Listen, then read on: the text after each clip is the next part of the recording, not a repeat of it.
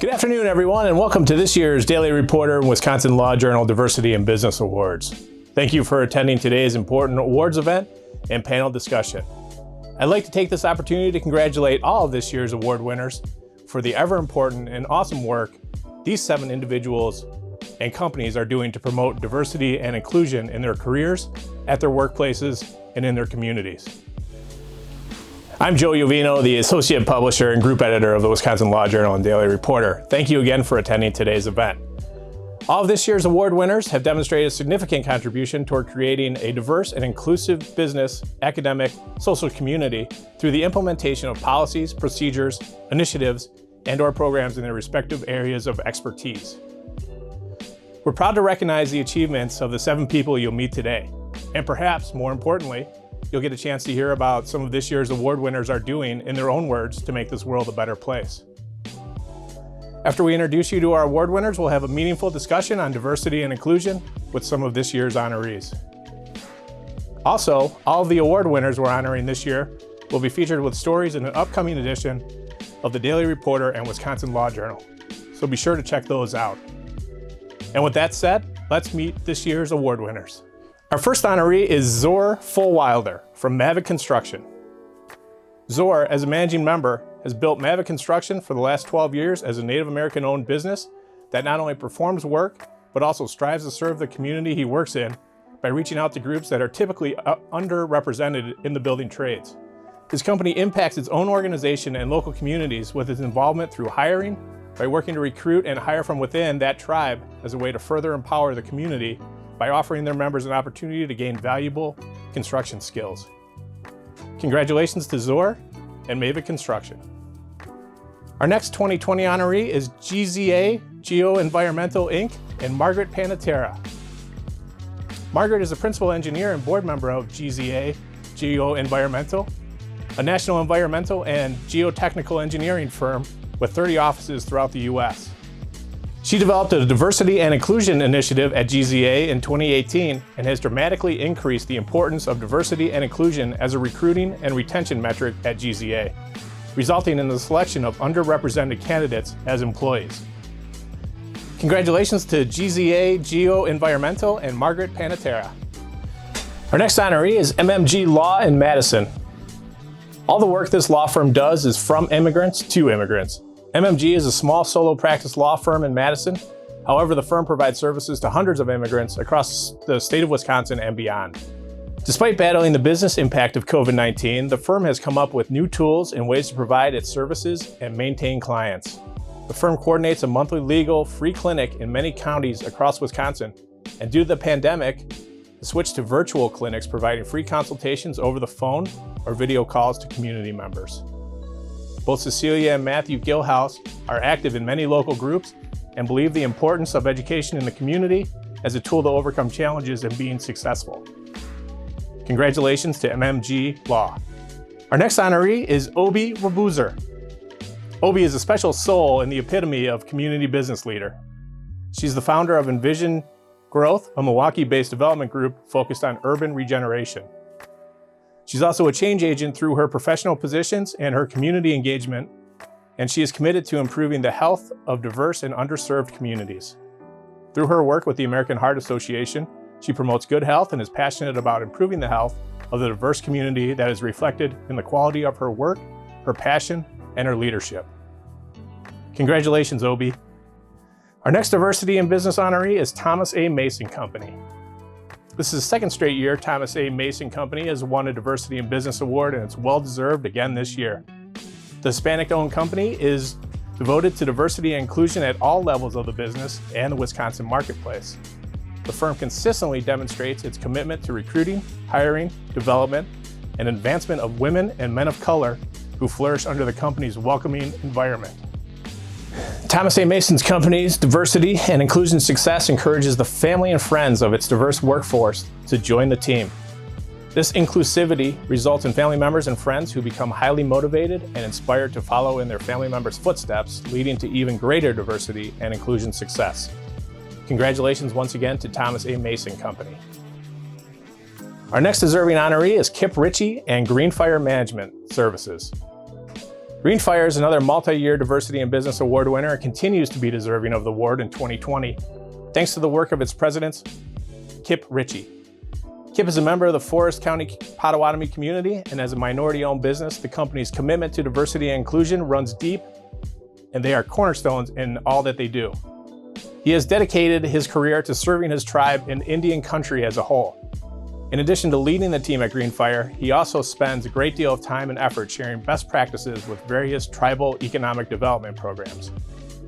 Kip feels strongly that the success Greenfire and the Forest County Potawatomi experience and the knowledge they gather in the industry should be shared with others. Under Kip's leadership, Greenfire fully embraces, practices, and celebrates diversity and inclusion while getting all stakeholders to contribute to the greater good. Congratulations to Kip and the Greenfire team. Our final honoree today is Eduardo Santiago of the Milwaukee County Department of Transportation's Highway Division.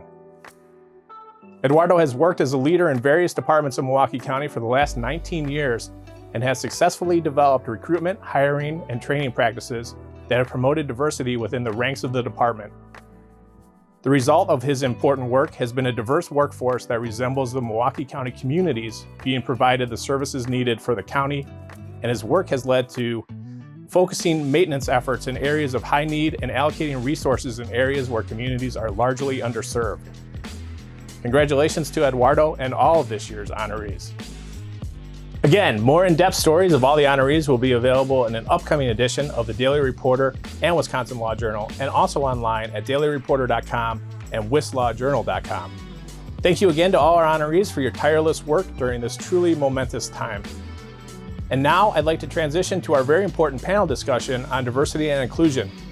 Our MC for the discussion is Denise Thomas, a longtime partner of the Daily Reporter and Wisconsin Law Journal's diversity efforts and president and owner of the Effective Communication Coach, a consultancy focused on transforming emerging and existing professionals into extraordinary leaders by mastering the art of effective communication.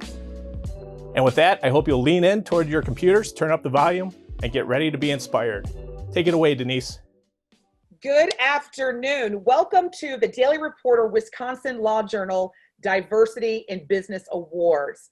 I am Denise Thomas, president and owner of the Effective Communication Coach, and I am absolutely thrilled to be amongst these incredible leaders who are not only leading in their respective roles and responsibilities at their businesses, but they are also championing and leading an area of focus that has been part of our day-to-day narrative since March of this year, more than ever before, and that is diversity.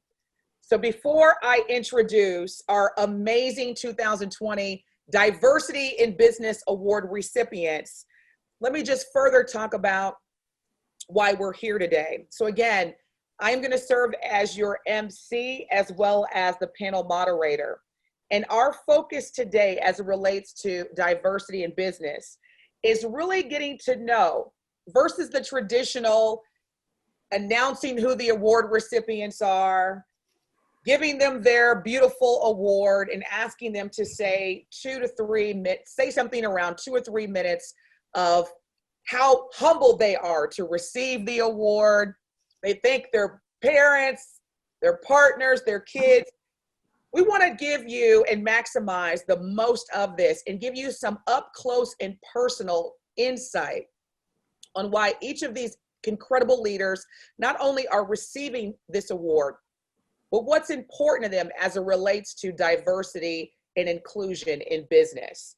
So sit back, relax, but yet lean in and be ready to be inspired and influenced on why and how diversity has been a major part of these incredible leaders' journey. So without further ado, I have again the honor of introducing our award recipients as well as our panelists. So I'm gonna start with Obi Rebooser, and I'm gonna ask Obi if you can take 1 minute to introduce yourself. Tell us a little bit about who you are, and then from there, we'll go forward. Good morning, Obi, and congratulations. Thank you, Denise. Good afternoon, everybody. I'm Obi Rebooser. I'm the Director of Community Impact for the American Heart Association for the state of Wisconsin. I also am founder of Envision Growth LLC, which is a real estate development company that focuses on building healthy people and communities through urban regeneration. Awesome. Thank you so much, Obi.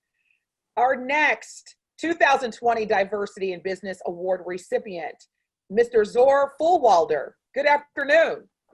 Good afternoon. My name is Zor Fulwilder. I'm Salt River Pima Maricopa. It's a tribe in Arizona. I am the managing partner and founder of Mmg Construction Services. We're a union commercial interiors company. Awesome, awesome, awesome. And congratulations again. Our next distinguished award recipient as well as panelist is Eduardo Santiago. Good afternoon, Eduardo. Good afternoon, Eduardo Santiago. I'm Director of Highways for Milwaukee County Department of Transportation. Awesome, awesome. And final panelist, but definitely last but not least, good afternoon and congratulations, Mr. Kip Ritchie. Good afternoon and thanks so much. It's an honor to be here. Kip Ritchie, I'm the president of Green Fire Management Services. We're a construction management firm that is 100% owned by the Potawatomi Business Development Corporation. I'm also a Forest County Potawatomi tribal member and have had the honor to work for the tribe for the last 24 years in different capacities. So thank you. You are most welcome. And thank each of you again. Cannot say congratulations enough. Let's go into our panel discussion. Now, for those that are watching, as I mentioned before, sit back, relax, but also lean in to be inspired and influenced. This is going to be a conversation. I don't want anyone to feel as though I'm going to be interviewing. This is going to be a conversation. So I encourage each of our distinguished panel members and award recipients to jump in, share your thoughts. When you're having an aha moment, let us know, because we want to learn from each of you in terms of how and why you are leaders in not only business, but also diversity in business. So we're going to start with Kip. Kip, if you could just share with our audience members, what are you doing to promote diversity and inclusion in the workplace? What are you and your company doing to support and promote diversity and inclusion in the workplace?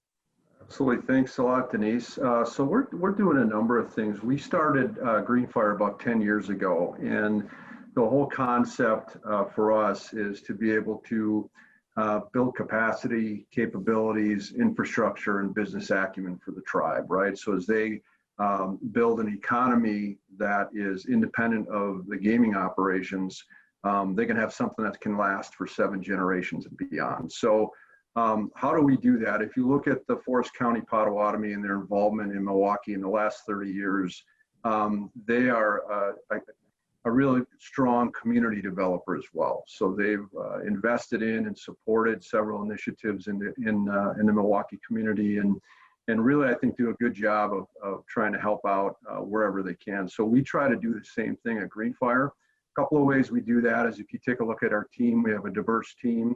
There's 3 of us that are tribal members. On our leadership team, there's 8 of us. We have 1 woman, we have 1 African American. We also have 5 white guys that contribute when they can, but we're happy to have them. So I think that is a good example of how we have diversity in our team, on our leadership team. We also work really closely with, since we are a non-self-performed construction management firm, we have a very vast array of subcontractors that we work with, many of whom are minority-owned firms. So we really work that network to get them involved in our projects whenever possible. Some of the projects that we've worked on, like the Northwestern Mutual Tower, we were in charge of managing the city's RPP program and also working with all the DBEs and MBEs as a part of that. And several of the other projects we've worked on around the city, we've done the same thing. And it's really an honor to be able to do that, to be able to work with companies that are aspiring to do some of the things that we've done, and have some of the same goals, to build capacity, capabilities, to build up their minority-owned firms. So it's great to be able to be in a position to help them as well. That is awesome. Thank you so much for sharing that, Kip. I can totally understand why you and your business were recognized as part of the Diversity in Business Awards. Thank you so much for sharing. Thank you. Eduardo, want Good to ask afternoon. you the same question, and please, to our other distinguished panelists, know that in the spirit of diversity, please know that I'll be asking different questions to each of you. But I do want to ask the same question to you, Eduardo, because looking at your role in the organization that you are affiliated with, the Milwaukee County Department of Transportation, I'm sure it is safe to understand that diversity is not an afterthought. It is something that is demonstrated every day, especially within your roles and responsibilities. If you could just share with us, as of today, and if you reflect on the past 6 months in this country, how is the Milwaukee County Department of Transportation, specifically under your leadership, promoting diversity and inclusion?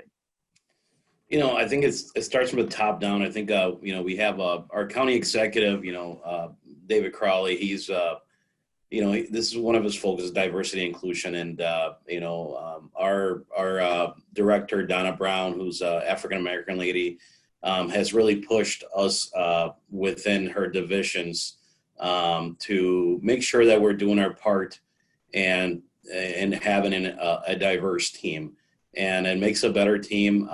You know, we start out by, you know, as of recently, you said the 6 months, we started out by analyzing our workforce and, you know, knowing where your gaps are and knowing where you should focus your recruitment efforts and, you know, and in order to have a diverse team. And, you know, it's worked out great. And we've had really good success from the top down again. Awesome. Thank you so much for sharing that. So Obi, I want to ask you this question because as a highly regarded and well-known leader here in the Milwaukee community, as well as the state of Wisconsin, I think many of us have leaned into leaders like you and really want to understand, based on all the information that we're receiving regarding diversity and inclusion, what does diversity, what does that mean to you from your lens as it relates to business, community? What does diversity mean to you? Yeah, definitely. Thank you, Denise. As far as diversity, it's a way of life, right? And we have to understand that if we want our ecosystems to thrive, not just from a business standpoint, but our communities and where we work, play, live, thrive, strive, we have to ensure that there are diverse mindsets, diverse looks, diverse facets, and diverse thinking at the table. If we don't have that, then we can't truly be a greater Milwaukee. We can't truly be a great state of Wisconsin. We have to ensure that all voices are heard. And also we have to ensure that health equity from a health lens is always forefront. At the work here at the Heart Association, that is a focus of ours, making sure that even down to policy work, because we do a lot of work around policy systems and environmental change, and even down to the work when you think about the work that we do when we do health assessments on the state level, it always has to be looked at from a health equity lens. If we're not equitable in our approach, then we can't really see the longevity and the sustainability of seeing people to live longer and healthier lives like we want to. Thank you. Thank you so much. Very insightful. Good afternoon, Zor. Back to you again, sir. So the question I have as a follow-up to the incredible perspective that Obi just shared with us, construction. The construction industry has grown tremendously here in Milwaukee. If you come to Milwaukee or if you visited Milwaukee over the past year, you've seen cranes, you've seen construction, you've seen from a cosmetic standpoint, our city continuing to develop. So I want to ask from your perspective, especially as it relates to the construction industry, how has diversity continued to expand and grow within Mavid Construction over the past year? Well, thanks for the question. It's really a matter of, well, first of all, it's the right thing to do. Secondly, it's a matter of necessity. Low unemployment has caused us to look for workers in places we never thought to before. It's forced us to break conventions. I'm going to go off on a little small sidetrack, just as far as defining the existing the conventional construction workforce as being somewhat generational, which is kind of unintentionally non-diverse. And we're trying to break that. The example I give is, a lot of construction companies, you'll see fathers, sons, even grandfathers working for the same company, being in the same trade. If you're from a population that wasn't in the trades, it's often hard to break into the trades. By being a minority owner, being a Native American owner, I want to be that person that, someone on the Menominee Reservation can say, hey, my cousin knows a guy who owns a construction company. I'm going to apply there. I'm going to see if he give me a chance. I want to be the guy that I have friends in Milwaukee that say, maybe they weren't picked up by another construction company, but they can say, hey, my friend knows a guy. I really believe that kind of referral system has really helped us out a lot as far as breaking that, the conventional way that the construction workforce has been formed. I'm sorry, what was the original question again? No, that's great. I love that, because actually you triggered a thought of mine as well, and we'll come back to the question. But as you mentioned, relationships, fostering relationships, and I know that's been a big opportunity / challenge for many organizations where we are based in a city where the majority of people do not look like the same people that need these types of opportunities. So from your lens, Zor, what have been some of the biggest opportunities or challenges that your organization or your company has faced as it relates to managing diversity and inclusion? Biggest challenges, obstacles.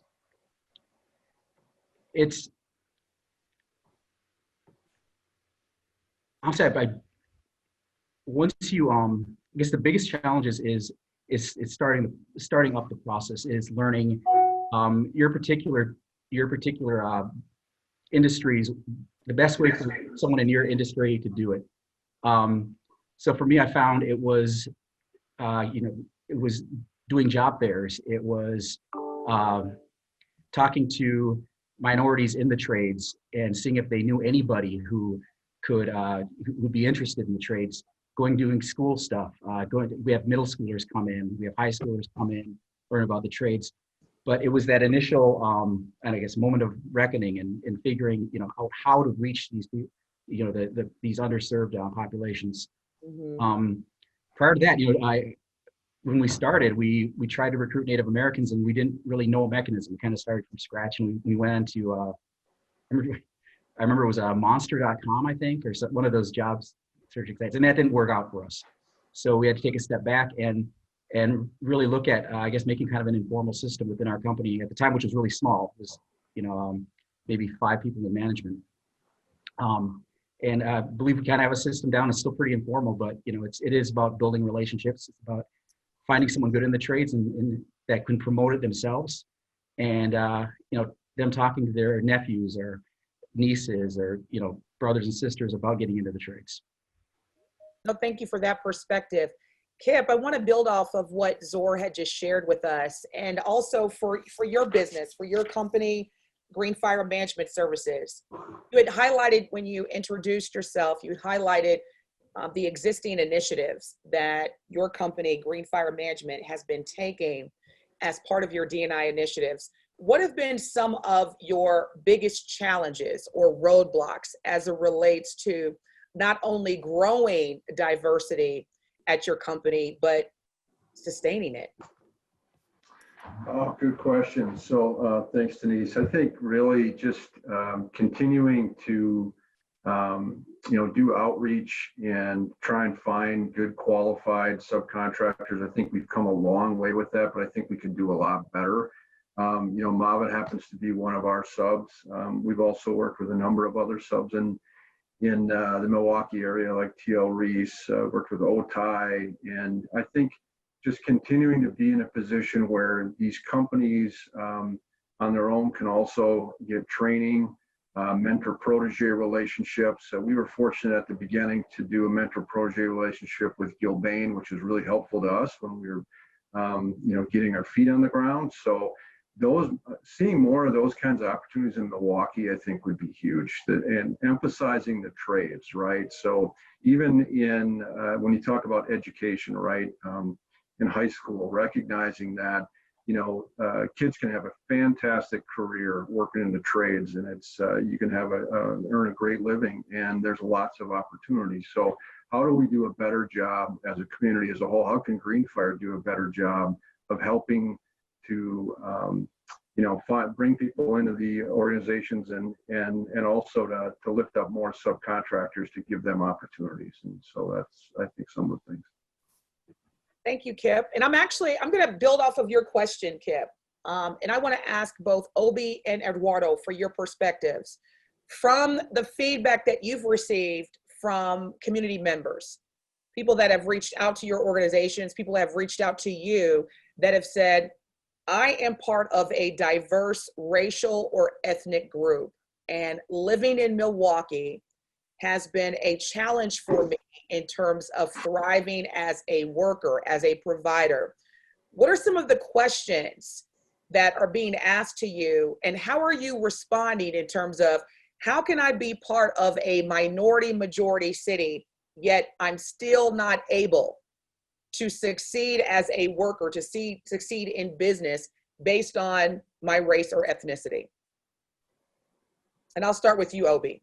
Yeah, definitely. So those conversations with me are normally in the direction of understanding the history of where we are, right? Milwaukee has been a segregated city. It actually has been infrastructurally built that way. So when we think of lanes such as real estate and social infrastructures going forward, how do we assure that we're building ecosystems for all to feel like they're included?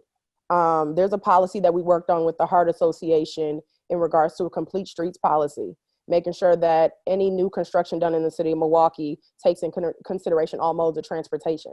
When we think of equitable living, does everybody have a safe place to exercise? Does everybody have sidewalks? Those are things to consider when we even think of diversity, inclusion, and equity additionally. And when we think of that, that allows the ecosystem to be more sustainable and for those to be able to feel as though, okay, they can thrive. Another thing that I talk about and discuss with people in regards to that is understanding that everybody has a purpose to serve, and there's a place where everybody can plug in for the betterment of our city.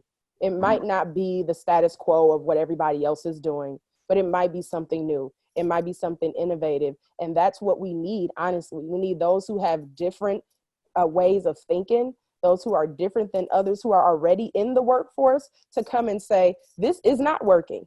This has not been working, or it's the status quo and it's just getting really old and dry. And how can I help and plug in to say, let's try this? Because one, it'll help retain talent, and two, it'll help those who are already a part of the ecosystem to thrive more holistically.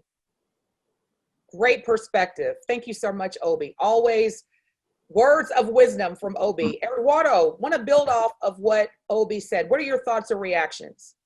Thank you, Denise, and thank you, Obi. And I concur with Obi. I mean, when it comes to providing services, the Highway Department at MCDOT, we look at equity as opposed to equality. We're not allocating resources equally across Milwaukee County, but looking at what areas need more resources and more, they have bigger needs, and then focusing your efforts in those parts of town in order to make sure that those communities thrive, and you provide equity to those places as opposed to putting the same funding, the same budget, the same effort all across the board, because that is just it's not working. And what we got to do is we got to find our gaps, and we have to focus our efforts in those areas. And I just want to add on to that, if I can, Denise. Eduardo is so on point when we talk about where is funding going and how to reallocate it for where there's gaps in equity. And that comes with constituents and those of the community speaking up where they see those gaps. A lot of the work that we've been doing has been around fresh food access work with the American Heart Association, with the leadership of Alderman Cleef Rainey, and literally having to sit in tons of meetings, tons of hearings to move money out of the city budget to be allocated in different areas for where we see the greatest need. And need is definitely there. Speaking of needs, Kip, I want to ask you this because part of each of your journeys and your leadership, obviously as a 2020 Diversity in Business Award recipient, has been your intentional efforts to not only understand and embrace diversity, but also demonstrate that through your day-to-day operations. So starting with you, Kip, and if each of you could elaborate and share with us, based on your respective organizations or companies, how has diversity grown within your business over the past decade? Because I know that where we are today is different from where we are 10, 20 years ago, and there's still a lot of work to do. So share with me and the audience members in terms of how your organization has become more diverse over the years. And we'll start with you, Kip. Well, we've always been very intentional, right? I think starts with me as a leader personally. I really enjoy working in what we call Indian country. Work with a number of different tribes, serving on their economic development corporation boards as they try to do something similar to what we've done over the last 15 years with Potawatomi to create an economic development corporation. So volunteering, serving on boards, sharing what we've learned, and again, helping them build capacity and capabilities and infrastructure. I think another thing is just being in a position where we can share our knowledge and our experience. We do a lot of work with pre-development, pre-construction. We do a lot of work with real estate developers. And one of the things I've seen in the last few years, and it starts with some of the young entrepreneurs, real estate developers that are graduating from LISC, right? And they're aligning with other more established real estate developers and being able to come forward with some projects, right? So one of the ones we're working on now that's really exciting is a community within a corridor, right? It's the project that QL Amin is doing, Scott Crawford, his company, and the old Briggs and Stratton factory and what his vision is for that. So being able to be a part of that team over the last year, helping to see that thing come to fruition. But you listen to somebody like Q and what he wants to do, and when he talks, I mean, the guy's contagious. You just want to support him. You just want to do whatever you can to help him. So seeing more of that kind of thing and lifting up our young minority entrepreneurs to help them be successful and make a difference in the city of Milwaukee. Just being an encourager of that within our company, where however we can help make that happen is obviously really important, and we really appreciate being a part of it. Kip, thank you so much. What I really appreciate about what you just shared is how you can demonstrate inclusion and diversity in an actionable way. And so providing those specific examples, I'm sure the audience is appreciating and taking notes. So Kip, thank you. Thank you. All right, Zor, Mavid Construction. How has Mavid Construction grown over the past decade as it relates to diversity and inclusion initiatives? I think, Zor, you may just want to speak up a little bit. Your volume is down for some reason. Oh, I was on mute. There we go. Perfect. So when we started, almost 12 years ago, it was on a project in Scottsdale, Arizona. And my workforce at that time was primarily Navajo, as in most of them spoke job site. And two white people working for us. Sorry. Once we finished that job, we came up to Wisconsin, and we became a union company, and then the workforce drastically changed. And at that point, I kind of realized that there's just not, and this is about 10 years ago, there just wasn't really a feeder program to get minorities into the trades. And that's what I was saying, when we start doing job fairs, we start working with high schools, middle schools, and kind of bringing these people up along with, early on, I remember meeting a guy at a hotel. He was working maintenance, and I got to talking to him, and he was telling me how he couldn't make it on $15 an hour. I'm like, you're a hard worker, you ever consider going into the trades? You're kind of a jack of all trades right now, you know, working at a motel. And he actually still works for me.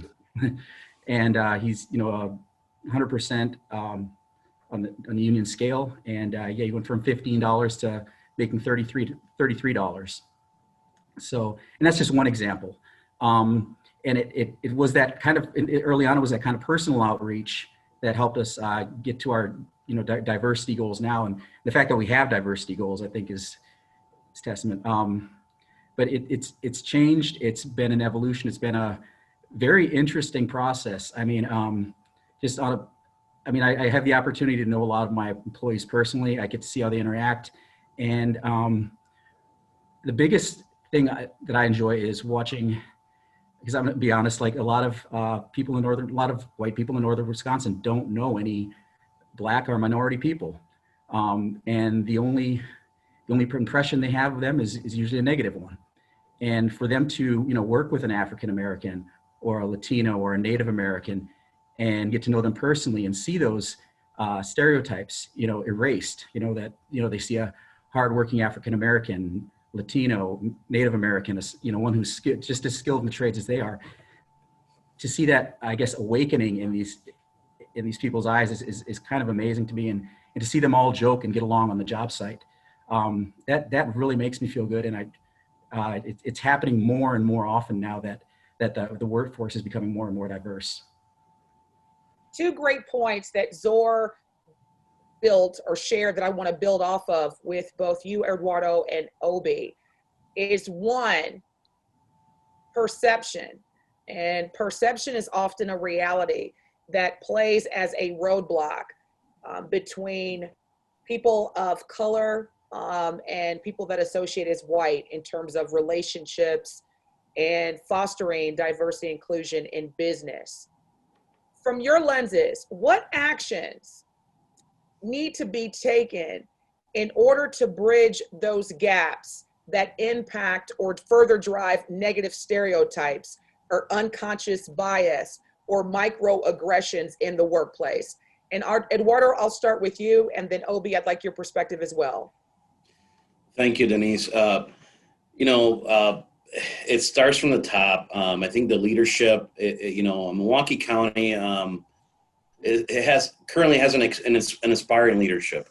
Putting a racial equity lens in building budgets and allocating resources, educating our leaders in, from a history standpoint is something that Milwaukee County has done as of recently, and partnering with the YWCA and educating our directors from all departments, and kind of building on what kind of Obi said, how the city was built and why things are the way they are, and how it starts there, so that because they can make more of an impact if they're educated in these things. The creation of our Office of African American Affairs is one thing that's helped Milwaukee County greatly, and has had a great impact. And the biggest most inspiring thing that has happened, I think, is the declaring racism a health crisis. Milwaukee County and overall has led this trend of it is a health crisis, and seeing and what the effects of racism is in communities is devastating. And as leaders and government officials are now taking a part in making sure that we have equity within the county, it's really inspiring for everyone in Milwaukee County, as far as the employees, leaders from the top down. Completely appreciate that perspective, because again, it's very important for us to understand, to your point, Eduardo, as it relates to diversity in business, the importance of it starting from top down. Obi, your thoughts or reactions? Yeah, definitely. I would like to add on to what Eduardo said, and additionally say that when we look at how things have been going in society, especially in a pandemic, we have to have those uncomfortable conversations. And they're not always easy. They're normally very tough and strenuous on everybody engaged. But if we're ever going to move forward, the conversations have to be had so that there's a sense of understanding of why we are where we are today. And one of the things I've realized is calling things out as what they are. In multiple areas that I've been engaged with, whether it's boards, committees, a workplace, racism was almost like taboo to use as a word. You know, nobody was just calling things as that is racism. And as we continue to be more enlightened in knowing that calling things as what they are helps to move the needle forward, we're now getting to a place where we can have those conversations. Because if you can't call it racism, then how can you have a conversation around what you can't identify or aren't willing to identify? So in multiple spaces that I've been in, I can give an example of Tempo Milwaukee, is a women's group that I'm a part of, and Denise is a part of Tempo Milwaukee. I'm part of the Emerging Women Leaders Group, and we've been having tough and uncomfortable conversations, and they have been race directed. Race has been top of the agenda. There's no sugarcoating, it's direct. And in a space like that, where you're having multiple business leaders from multiple backgrounds, multiple walks of lives, multiple industries, intergenerational, different age groups. Now you're getting to the root of then being able to say it's a domino effect, and those people can extend into their various areas where I might not be in, or Denise may not be in, or Eduardo may not be in, but that person is now coming with a different lens than they already had initially. All right, so Kip, I want to underscore what Obi just brought up, because she highlights the importance of having those very open and candid and honest conversations that, quite frankly, are uncomfortable regardless of your race or ethnicity. There are a number of fears and reservations that are associated with discussing diversity, equity, and inclusion in business, in the workplace. From your lens, Kip, what do businesses need? What are the resources? What are the actions? What resources collectively that would help businesses, including your company, feel comfortable with getting uncomfortable and having these types of conversations? What's needed? Oh, that's a really good question. I mean, I think, you know, in Indian country in particular, we've been having these conversations all the time, because I think what we found through the years is there's a limited amount of resources available on Native America, right? Most people, what they learn in school is just a fraction of the reality of what the American Indian has endured. And in particular, the structure of our governments, you know, the fact that our reservations for years, you know, the Forest County Potawatomi was the poorest tribe in the state of Wisconsin up until the early 1990s. So to have an opportunity, you know, and our story was interrupted, right? When colonization happened, when things like that happened, you know, we didn't really get a chance to do what we really wanted to do. Now we have an opportunity to change that narrative. So it's opening up, it's educating people about what we do with our resources, you know, supporting our tribal government, healthcare, elder care, preserving our culture, our language, sending our kids to college, having them come back home and make a contribution.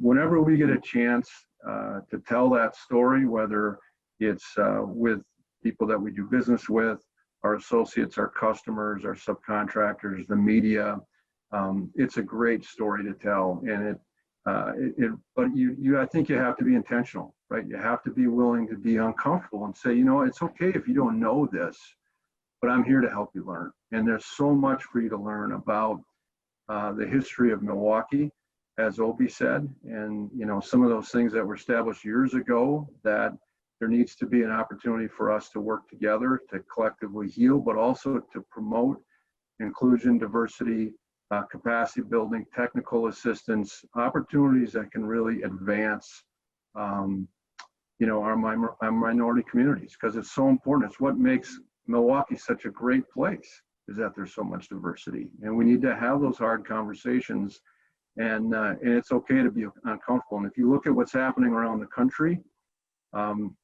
this is a perfect time to do it. So, We're all home. I know, Kip, we're right? all home. And I couldn't Yeah. agree with you more, Kip, because I am a transplant. I'm originally from Southern Indiana. I moved to Milwaukee in 2003, and I have been here since. And many people ask me, you know, what has kept you in Milwaukee? Like any other city, there are definitely challenges and opportunities, and there's definitely a need to continue to focus.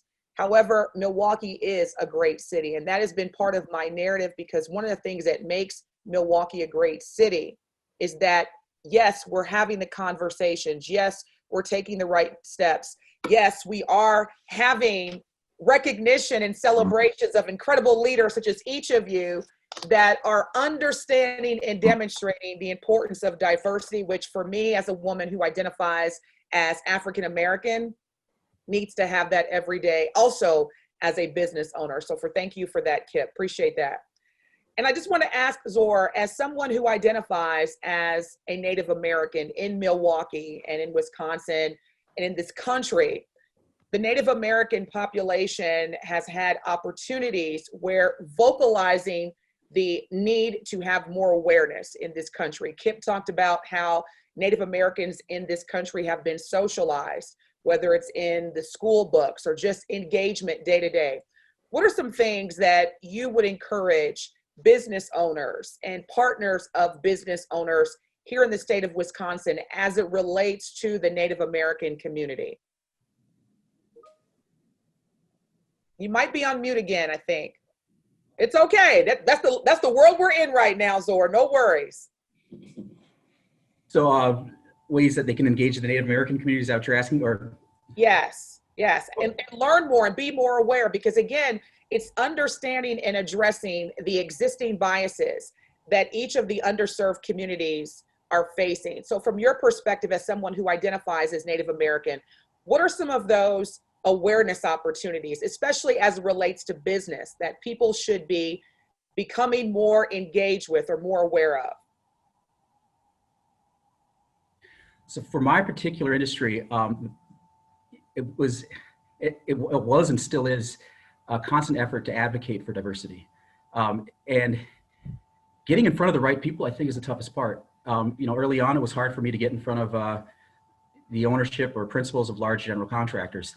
Now it's relatively easy, but it's that building of a personal relationship that transitions into you having a honest and open discussion about, what diversity means, what your goals should be, and, talking with these owners about how they could implement it.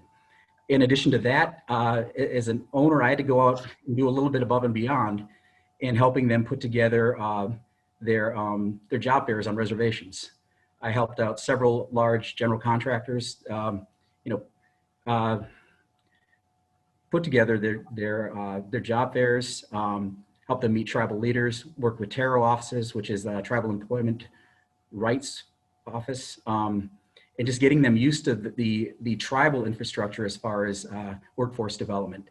And that's not something as a subcontractor would normally do, but the opportunity that I've been given and the success I've been built, I just felt obligated to, I guess, really help others come into the trades, help these general contractors understand how to bring them into the trades. So, but yeah, as far as engaging Native Americans and Native American community, that's you just really I guess advocate for it whenever you can. Two words, Zor, that you used that are just very inspiring for me personally as someone who is also passionate about diversity in business is obligation, and as you had mentioned, the relationships. And so I want to ask each of you, and I could literally learn from each of you until midnight, but I know that as part of your leadership and as part of your work, we're going to have to close this up here in a few moments. But two final questions I have for you as it relates to Zor's great point around obligation.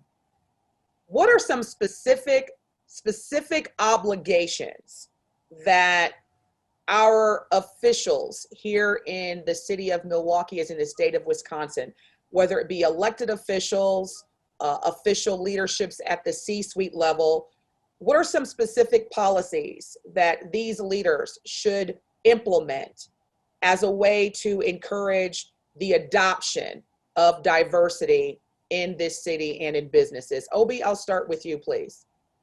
Yeah, definitely. I think one of the things that, you know, when diversity started, it really started with the Civil Rights Act, you know, where laws prohibited people to discriminate in the workforce. But, you know, to take that a step further, and not even just locally, regionally, nationally, how do we then embed in that policy? Now, you know, we have the measurements and increments within employment places, and everybody, you know, goes off of whatever scale they go on. But why don't we just make that across the board? Why don't we add that into the policy so that we are making sure that we're actually holding people accountable, not just holding their hand, but holding them accountable to making sure that we are continuing to diversify our workforces and our workplaces. Great point. Eduardo, thoughts or reactions? You know, I agree. I think that, you know, especially in Milwaukee, you know, public officials, you know, they have, we have to, you know, we have to get comfortable being uncomfortable and having those difficult conversations about, you know, how people are being affected due to these, you know, various policies that have been put in place, you know, years ago, and we need to start changing those and having those conversations together. Not doing them not having these conversations in a bubble, not making decisions in a bubble, whether it's, you know, one district or one village at a time, but, you know, doing it all together, and having those difficult conversations, and really understanding where the needs of the city truly are, and addressing those needs. And, you know, I go back to what you said, Denise, I agree with you with what Zora says. We do have an obligation to our community to provide the resources that are needed in order for people to live, to strive, to move forward, and to be successful. This has been an incredible conversation. Eduardo, Obi, Kip, Zor. I'm just starting to get warmed up based on all the incredible insight that each of you have provided. But we must continue the work, and we must continue to have the conversations with others. In closing, Kip, I want to ask you, and I want to ask every one of our distinguished panelists, fill in the blank. Diversity in business is blank. And Kip, we'll start with you. Diversity in business is blank.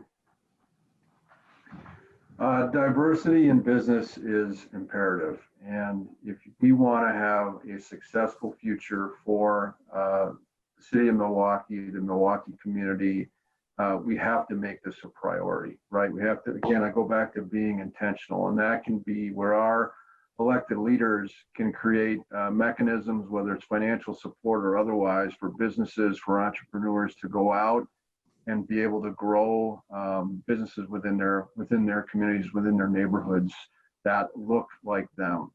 When we see our colleagues, our peers, our family members successful, it's contagious. And there's a huge opportunity here.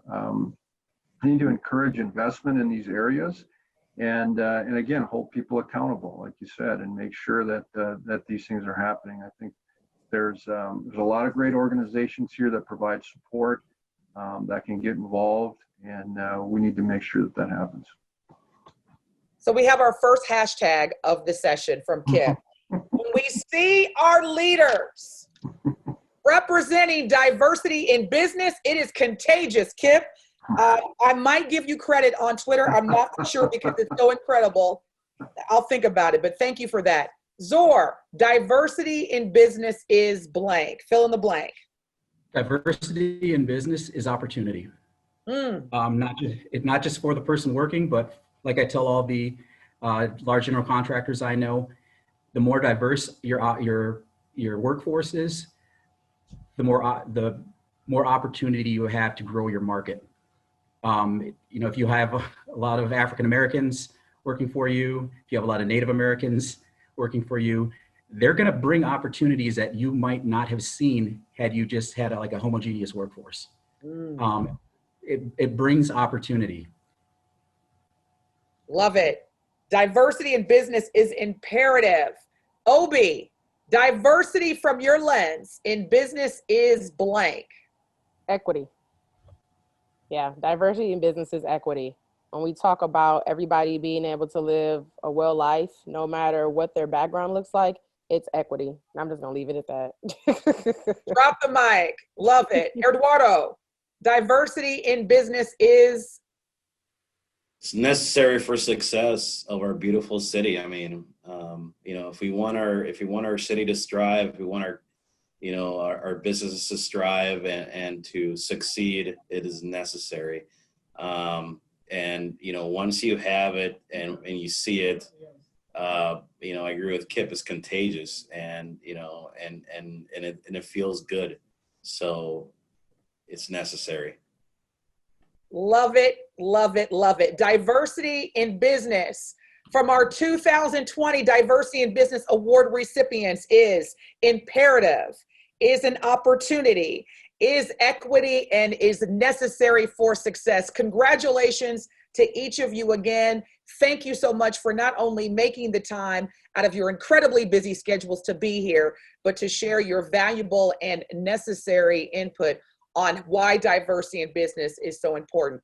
Cannot at all leave here wondering or questioning or surprised by why each of these leaders received this distinctive and distinguished award. So again, thank each of you very much. Continue to do the work. Ladies and gentlemen in the audience, I know you've gained at least one thing, one aha moment. So the question I want to leave with each of you is, now what will you do as it relates to diversity in business? Again, I'm Denise Thomas, the Effective Communication Coach. It's been my pleasure. Have a great rest of the week and continue to do the work. Have a great rest of the day. Thank you. Thank you. Thanks again for spending the afternoon with us, and please get out there and support minority and women-owned businesses in our community and promote their voices. Once again, thank you and congratulations to all this year's award winners, the panelists on our roundtable, and thank you for attending to today's event. Have a great rest of your day, everyone.